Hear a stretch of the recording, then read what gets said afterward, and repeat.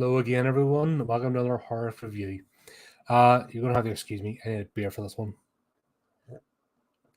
I hope you appreciate the things I do for this channel, because seriously, so tonight we're going to talk about Lair. I watched it yesterday. I was going to do a review afterwards, and when you watch a movie, you're just like your head's going the dump, the dump, the dump.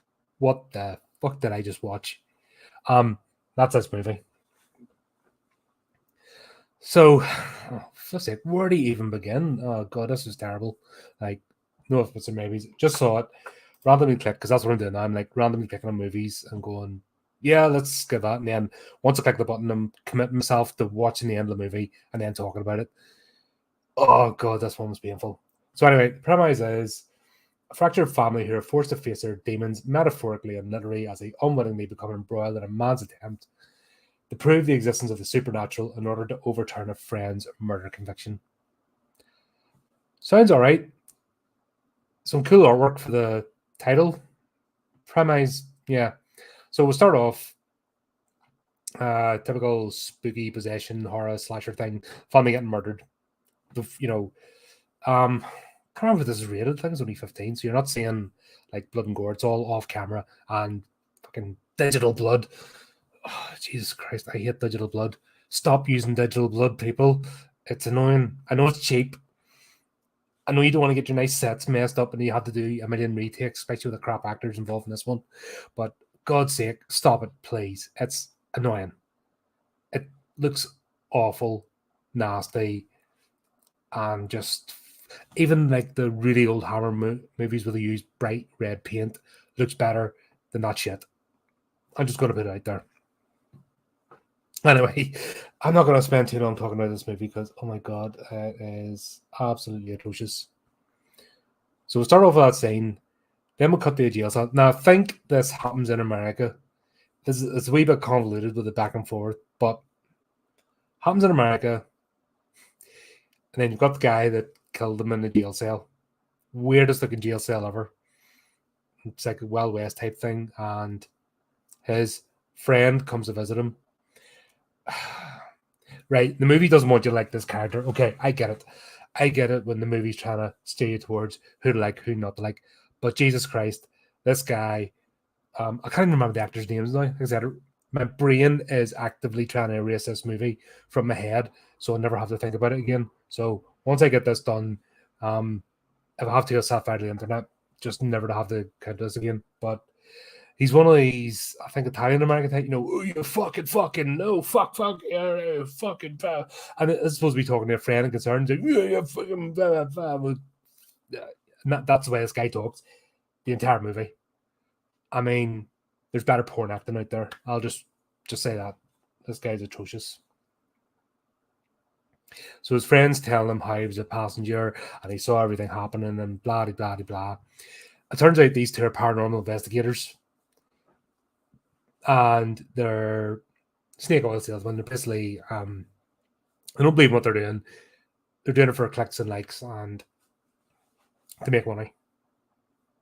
But Jesus Christ, the way they go about it and talk, it's just like, you never believe any of that shit. And this is supposed to be like, oh, like this is only like 5 minutes into the movie. My head's like, my brain is like wanting to crawl down and poke my eyeballs out and go, fuck off, Colin, why did you play this? Finish it, but I'm like, nope, we're going to get this done. So, in the jail cell in America, this random English lawyer turns up who's the defense for a client who's in jail who murders family, who's supposedly possessed. Her and this other dude are like, that's basically the head of the script. We should fucking work together, fucking. And she's like, nah, see you in court. If you had somebody like every sentence, you'd be like, whoa, mate, fucking setting yourself down. I don't know what they were wanting to achieve with this character. Fucking atrocious, seriously. Oh my god, I've never seen such shit in my life. I've watched some crap movies like this one. Just fill in my label. God, even my label doesn't want to take part in this review. So that's that. Somehow, now I wasn't going to rewatch this again to pick up plot points because there's no fucking plot on it. It's probably the most I've sworn in a review as well. And there's probably going to be more sense, but this is god awful. Somehow, dude's father, uncle, brother, sister has a block of apartments in London, like upper class, swaggy apartments that this guy can just go and take over and rent out to people. How that bit of the plot goes, and also if you have apartments in London you can rent out, you don't need to be making no fucking paranormal show. It's like yeah, equivalent of LA or New York. If you had like high rise, like a freaking block of flats, apartments, you know, that you're renting out, you're sorted. You need not another penny. So this makes, hold on, I need a drink. Makes no sense whatsoever. But anyway, the plot needs to happen. So he goes to London. He goes into apartment and then he calls random friend, from Haitian friend, who was all right. He's actually the most all right character in this. Still wooden plank, like they're off. These are bargain basement actors. I haven't even looked them up. Don't give a shit. You gotta come fucking help me, fuck. That's this guy's entire, like, he has one tone, one method of communication. How the hell he's persuaded people to work with him and stuff, I don't know. Go fucking help me, fucking right. So this convinces other dude, because he owes him and owes the other guy over something, to fly over to London. And here's the plan. You're gonna love it, right? So in this block of apartments that they apparently own and can rent out and stuff, they're going to stay in one of them, and they're going to rent out the other via Airbnb. This is a real head twister when talk about the next bit. So we're going to Airbnb it. So Airbnb, holidays, short-term stays, blah blah. You know what I mean, that kind of thing. Rent it out to someone, and then they're going to put artifacts. Okay, sorry, I need to go back. Fucking just remember this, but oh, Jesus Christ, this is painful. The guy killed his family with an artifact, and the man is the not only, like, there's an active trial going on. This guy has been convicted yet. You know what I mean? Trial's still going on. They're able to take evidence from a court trial in a murder, multiple murder, and not only nick it, but take it across to London.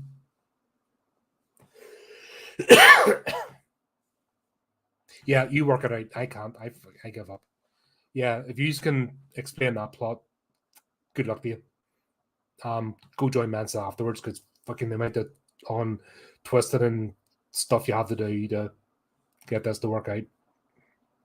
Anyway, there's going to be a lot of me staring into space going, the fuck did I watch? That's the way I feel about this. Then, so they're going to rent out the family, and then they're going to sneak in haunted artifacts on a day-by-day basis to see which ones work or not. And they've wired up the entire apartment with cameras and shit. Because that's not creepy. Yeah, and plus, they're guaranteeing to get the right people in time while the fucking trial's still going on and trigger the right artifact, because use the one in the murder. No. Use that first. Nope. Let's not do that. No, because we've got to overcomplicate this plot. You're going to love it. No. So to start off, okay, and then this family. And I use the term loosely because you've got 3 wooden planks in a wee kid actor, because I don't believe in picking on child actors. They don't know any better. They're kind of thrust into this world, really, at a young age, and you just have to look, I've said it before, you just have to look at what the Disney Channel has done to a lot of young actors and completely boil their noodles. I believe you have to be careful with child actors and movies and stuff, because 9 times out of 10 it's fucking boiling their heads. But anyway, these 3 wooden planks, supposed to be a lesbian couple, and one of them has her daughter. Now, they've set it up initially that they're a family just go on holiday like in London, and they've all got London accents. Yeah, fucking work that one out for yourself.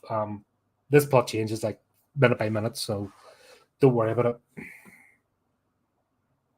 But they're supposed to be a happy family. There's no rapport between any of the characters.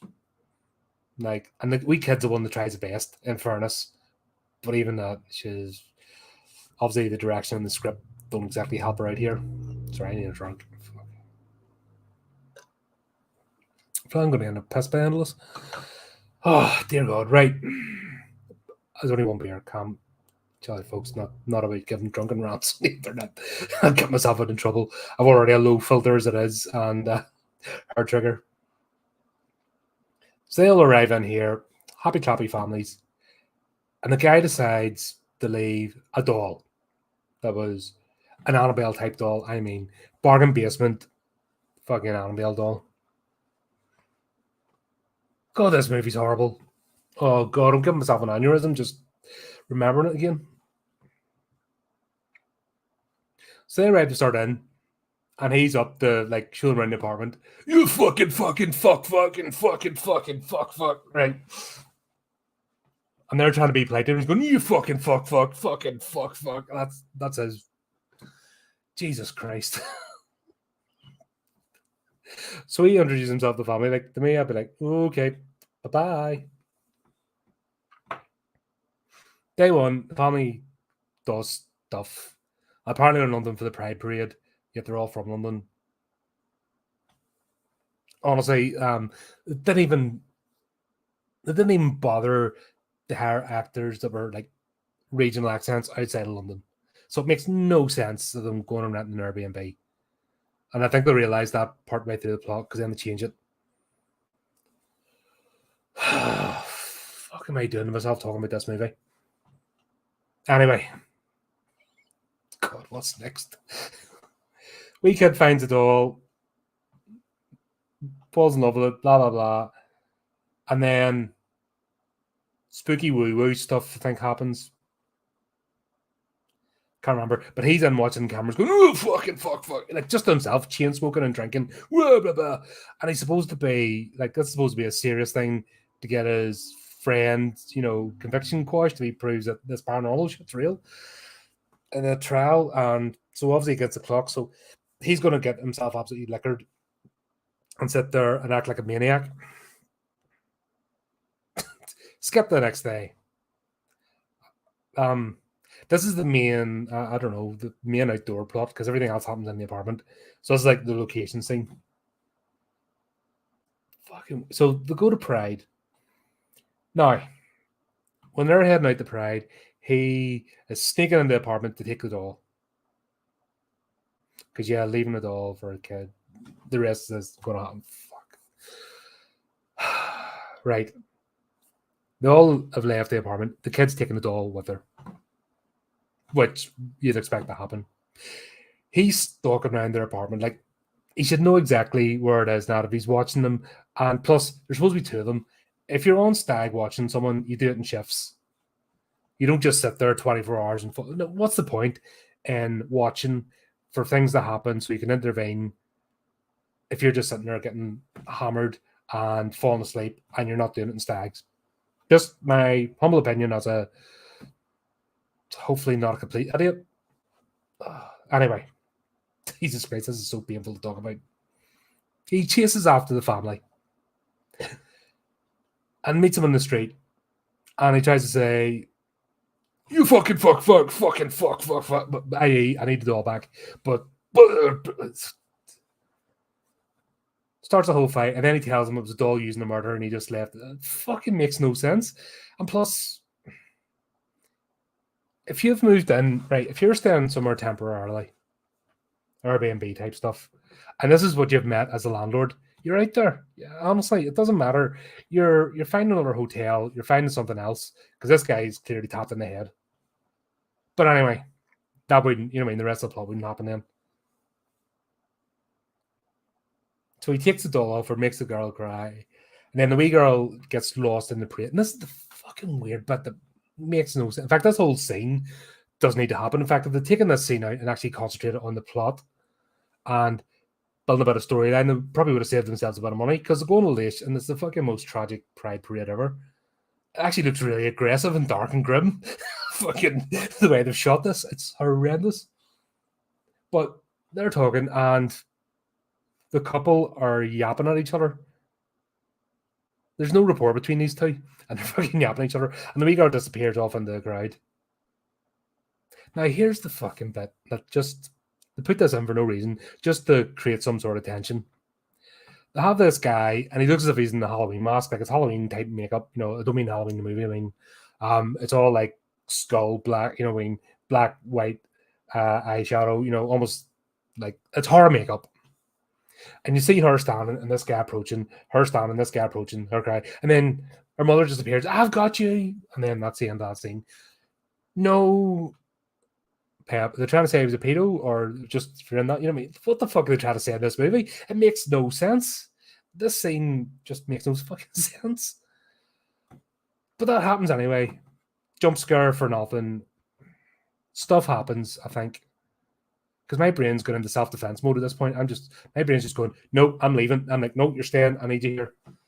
So me and my brain are having this fight while watching this shitty movie. And that's almost a battle in itself. In fact, that would be a better story. Me arguing with myself about whether to carry on and watch the rest of this movie because, oh my God, it's absolute dog shit. But then they're back in the apartment later on, and this guy turns up again at the door. You fucking fuck, you fucking, with a bear. And what he's trying to say is, bring her out here now. Fucking bring her out here now. And I apologize to her. I'm sorry, what the fuck? If that appeared at your door, you won't get your daughter and bring her out. Fucking bring her here now. Like, fucking apologize to her because I'm fucking sorry. You're like, the fuck is this guy on? Like, I don't know what they were thinking when they wrote this character, but Jesus Christ. It's bad. Anyway. Turns out it's not they're not the happy couple as well. They start did they make out that night? I think they made out. You had the gratuitous nudity love scene, which is brief. And that was only bit in this movie for the 3.5 seconds they were kissing each other that you actually felt like there was some sort of freaking connection, because the rest of this movie, God, I need a drink. Sorry. The rest of this movie, they're glaring at each other, scowling, sniping. Makes no sense. So what happens in the rest of this movie? Oh, yeah. So he then decides to sneak in another artifact, a wee black-coloured Virgin Mary thing. Now, was that from the... I think it was like a tree stump or something. It was from the from the crime that this is all supposed to be centered around. By the way, this guy's completely forgotten about that the movie's supposed to be about trying to convince, it's like Amityville Horror, where they're trying to convince the jury that he killed his family because of demonic possession, right? That's kind of the theme, but that's forgotten about. Like that first bit, you hear nothing else about him. You see the lawyer once more, and at the end, that's it. You know what I mean? That's that bit. So he sets this other thing in under the bed, hides it, and fuck, what happens next? Stuff happens next. Convoluted plot shit happens next, and jump scares, which make no sense. It's like oogie boogie woo woo shite. And then the next major... What is the next major scene? Was it the party? That was towards the end. I think it was. No, something happens. He says it, and they decide they're going to go and do Wiccan stuff, pouring salt around the doors and stuff. Like, would you not have prepared that beforehand? And why are you going to, are they trying to contain the ghost? Because, if you're not familiar with, witchcraft practices, ring of salt is a ring of protection. If you put salt on the windowsills and doors, it's a protection to ward off evil spirits. So technically they should have done that first before they even had somebody in. Like, it's fucking stupid. Sorry. That scene happens anyway. And what happens is every time they go out, these guys, so him and his Haitian mate are in doing all this stuff. And they're coming in, what you doing? He's like, you fucking fuck slugs, fucking fuck cockroaches, fuck, you know. God, I've been going on 20 minutes about this. Holy shit. This is that bad. It really is that bad. Yeah, so they do that shit, and for no reason. And once again, if you're the fucking family, get the hell out of that place. Never mind any ghosts or spirits. This guy's nuts. He's tapped off his fucking head. You know what I mean? There's no ifs, buts, or maybes about it. This guy's cracked. So you would feel safe being in the place with him. So what happens? And then more stuff. And it turns out she has just recently left her husband and moved in with her girlfriend to this Airbnb. So I suppose it all just happened. But the impression that they start to give is if it's this, you know what I mean, they're an established couple, blah, blah, blah. So they bring that into it, adds often to the plot. Makes no sense, but it's just a reason for them to be yapping at each other. Which once again makes no sense. We'll talk about Poltergeist, where the family and the family being together is what, you know, made it more tragic when Carol Ann got stolen. So there's nothing wrong with having it. I don't know. It's a 2022 movie. Miserable fucker wrote it, obviously, and wrote the script. And they're not allowed to have happiness or closeness or family unity. Cause reasons. But that's what they're doing here. Then they're going out to a party. And by the way, when I say parents, they've got a 16-year-old daughter, and like they're so close in age, like a pair of them. It's like 3 teenagers and a kid. It looks weird. Like there's no there's no family dynamic here or anything. It's just fucking stupid. But anyway, these two are going off the party. Leave the 2 kids at home. She decides to bring her friends around. This is where we get the first murders. Because the family gets wiped out. Not the family, the friends. 2 friends go to shack up. They're in the thing. And yeah, the spirit thing happens to them, and that's what I'm talking about, fucking shitty digital blood. That shit is awful. It just looks terrible. You're better having no blood than putting this shit, because it just takes away from your movie. Not that there's much to add to this thing, but yeah, that happens, and this whole family get massacred, and then a group of people get massacred, and then the boyfriend walks out and jumps off the balcony. Now, somebody jumping off a balcony and landing in the street, the police are going to get called immediately. But that's not what happens. What happens is she runs away with her sister and their half-sisters, apparently, because that has to come in as well. But yeah, she runs away with her, and that's her solution. Washes blood off in the rain, because yeah, like you can just wash the clear water, can wash stains off clothing and everything else. And then Twiddledee and Tweedledum go and forensically clean the apartment and hide the bodies. Even though they've got this on camera, and he missed it because he was drunk or went away or something. I'm not even going to try and explain what's going on because it's stupid. But anyway, then they clean the apartment as if nobody got killed in it. Because that's what you do. And this girl calls the police when she'd run away, and they don't turn up the next day. Hello, 3 people have been killed. One's jumped out a balcony. Oh, yeah, because not only I don't think he landed in the car or anything, but when he landed in the street, he manages to clean all that evidence up. And nobody else saw a body land on the street. You kind of, like, even if a body was I suppose maybe not. But where the previously, if a body was like a fall out the window and go splat, you would kind of go, huh? Maybe have a look.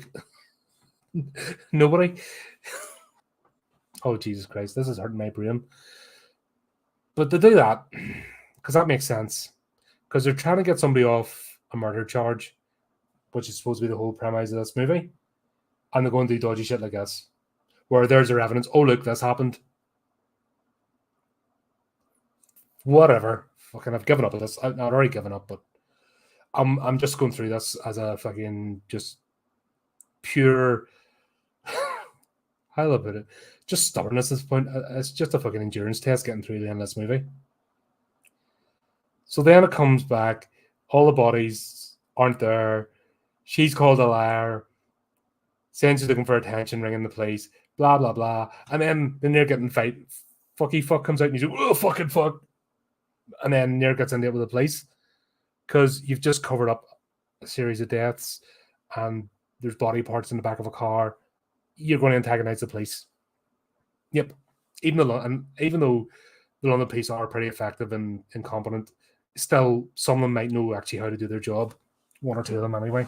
So there's always that chance. So you don't roll the dice that way. Oh, I've got comments here. Fuck. Oh, it's one of those, it's an absolute disaster of a movie, Dale. Absolute shocker. I mean, it hurts my brain thinking about it now. Literally hurts my brain. I'm in pain here, just trying to get through to the end of this. And I've been at this. This is one of my longest reviews. Because I'm just trying. This is more like an emotional support video to get this out of my head. It's awful. But we're not done yet. Oh, no. We've got there's more plot to happen. Because then they come back. Oh, it's before the girl gives the mother's girlfriend gives the daughter a joint because we do that too here in this movie. Yeah, I am in pain, Dale. I'm in massive amounts of pain. I'm having to medicate myself. In fact, rather than drinking it, I'd be better bashing myself over the head with this glass. I think I would numb the pain better for this movie. This is literally the worst movie I've ever seen, I think. Honestly, and I've seen some crap movies. I think it's the worst one. So this carries on, and then we've got the big finale, if you want to call it that. We decided to do some time jumping next, because that needs to happen. We then jump to the family, this dysfunctional family, who's just been formed 5 minutes before the movie started rolling. Then we jump ahead to the crime scene. So we jump ahead to a crime scene where the police are like doing forensic stuffs. Because why? Like, this director thinks he's clever. Seriously, he must think he's clever, but he's really not. Seriously. So this is happening. And oh my God, they have this detective come in. And I know us Belfast blokes are a wee bit stereotyped as it being short, blunt, and angry. But Jesus Christ, this detective comes in. I want to speak to the daughter, so I do. And you're not going to tell me whatever else. And no, we're not going to wait for child protection because I'm going to get to the truth right now. And I just felt embarrassed for my entire country in that moment. Like, Jesus Christ. Like, there's procedures. Anybody watches Law and Order, any crime movie, even soap operas, right? If there's been a load of murders, right, you don't have the wee girl sitting there while the place is drenched with blood and interrogate her on the bed. And that's what happens. And the detectives are all well, Londoners are afraid of Belfast people. Londoners are the wimpiest people you ever meet. And anything north of the M6 is scary, dark lands where strange creatures who make eye contact and speak to each other live. Like, Londoners do live in fear of us. It's so funny, as I live in the outskirts of London right now. But hey, that's half the fun. There's something else. These people are so soft. And it just comes, actually, it's the only funny bit in this movie. It's all the detectives, because he comes in with a Northern Ireland accent, and they're like, ooh. So it's the only bit that kind of gave me a bit of a laugh. But this guy as well is awful. You can't even be like, yeah, this is funny. It's terrible. So halfway through the interrogation, let's have a flashback. Because, let's have one of those. So they go back like the 12 hours that led up. Like, I could have just carried the movie. There was no benefit. There's no benefit to having a flash forward and a flashback when this hasn't been the premise of the movie. You know what I mean? You set that up. If you're going to have flash forwards, flashbacks, or a linear plot, you set that up in the movie, and that's the tone throughout. There's no tone in this movie. It's just it's a bargain bucket mix of stuff. Oh, what we'll throw in this? Oh, we'll throw some of that in. Yeah, we'll throw that in to shake it up and let's see what happens. And we'll use digital blood because that's cracking. So then we'll go back. The couple are fighting with each other. Girls sitting with her sister, half sister now we found out, and blah blah blah. Fuck, I can't remember what's happening. Stuff happens and arguments happen, and then she's getting picked. You know, it goes for about 5 minutes of her fiddling with this knife, as if she's going to stab her partner. And dun dun dun, you know, that's the way this works. But she doesn't do it. So once again, like the scene during the Pride Parade, it was a whole setup for absolutely no purpose whatsoever. Too much going on in the movie. There's friggin' so much going on in this and nothing going on at the same time. That's what's so annoying about it. There's like lots happening and nothing happening. Like, how does simultaneously do that in a movie? It's unreal. Like that is some skill if that's what you're trying to do. And if there's an audience for that, crack on, folks. I hope you're having fun. So what happens then? Yeah, Entity Spooky Wookie Woo appears again and kills everybody. Yeah. No reason, don't see it, just Spooky Wookie, kill. And then we'll flash forward to the fucking interrogation scene on a bed, dripping with blood, in a murder scene with a kid.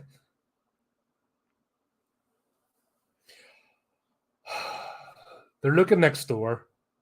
Oh, he gets killed too. Fucky fuck. Fucking fuck.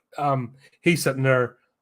Oh shit, the family's getting murdered. Oh, fucky fuck. And then he doesn't do anything. He just sits there. And he gets a gun for some reason, because you know why Americans love their guns, even though nobody manages to get one, because obviously they can't be without a gun for 2 minutes. Oh, my precious. Oh. Yeah, bring a gun in this movie for no reason. Yeah, it's like, honestly, it's like one of those. It must be a writing challenge for this movie. Just throw random stuff in a bucket. What they've done is they've got a bucket of little bits of paper, and they've thrown stuff in. And basically, what the directors, this is what I'm thinking, is the directors went, okay, and the next bit is Russell. Aha, we're going to do this, and he just had to write it there and then, and he wasn't allowed to do any edits. That's what we think. This has to be a competition. We'll find out. If we look in this director, we'll find out this was actually a game, and it wasn't actually meant to be released. And it was just a quiz show or something, or a game show. That's what it was. It's a game show, and they're all given like a cast of 6 people each, and there's 2 teams, and they've got buckets of random plot stuff, and that's what they've done. That's best. It's the only rational way I can think how this movie came together. Anyway, we're nearly there.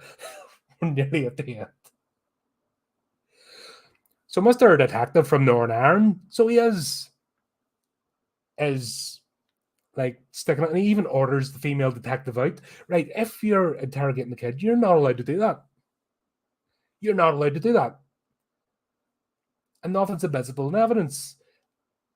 And you're in shit.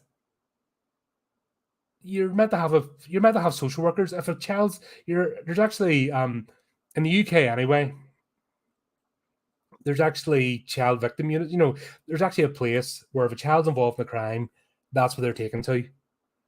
And it's so because you can't go hard, but even an adult, you don't sit with an adult in a place drenched with blood and body bits all over the show. Oh, by the way, the caught Haitian guy. That's right, because we forgot about him. I didn't even see his spot. So he's driven off with the body parts, and apparently he crashed and got caught a load of body parts in his car. Just throw that in there towards the end. Yeah, so that wrapped his story arc up. Okay, because yeah, whatever. But right, we're nearly at the end. The detective has a moment of brilliance when he spies the teddy bear. The teddy bear that fucky fuck swapped for the Annabelle doll. And he notices there's an eye missing. And all of a sudden, we'll have this dun dun dun, this moment. And he asks her for the bear, and she's like, "No, it's a teddy. Can I have the teddy bear?" This goes on for about 3 minutes. It felt like about 3 years. Fuck. But he takes the teddy bear, and he opens it up, and there's a camera. Dun dun dun dun. And it's not just a camera; it's a GoPro with, because everything else is wearing the set of monitors for recording, except for this, because that's the way you work. You don't have it broadcasting. And of course, he has to be able to play it back right there and then. And what do we say? You ready? The little girl transforms into the monster. Because we see her flash by. And if you heard about me talking about the Sinister movies, it was that shit. In fact, it was even worse. In fact, the Sinister movies look genius for the camera flash at the end. So, you know, at the Sinister movies, you get the camera flash at the end with the wee girl. It's exactly the same, except she's going boo. And then we get the plot bit where the wee girl transforms right in front of him and kills everybody. But of course, you see it off camera because this must be a 15 or something. But we're not finished yet. We'll have to have the final scene, which makes it all makes sense after this. Now, hope you can stay with me. We cut to a scene in up around the Shard in London, like massive high-rise building, set of penthouse offices. I'm a see lawyer dude.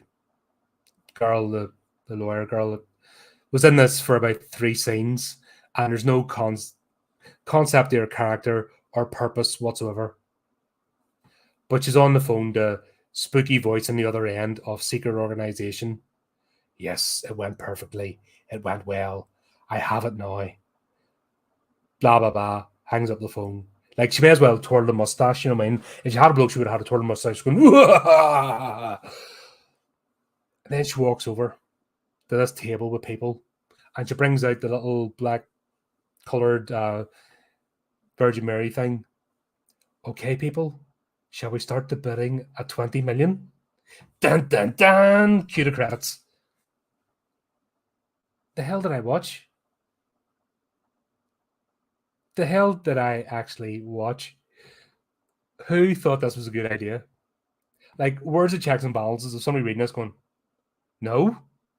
And then when they shoot the first lot, no? Like, there should have been somebody going to Adam Crow, stop it now. This was terrible. This is single worst. This has been, not only is this the worst movie, but this is also the longest review.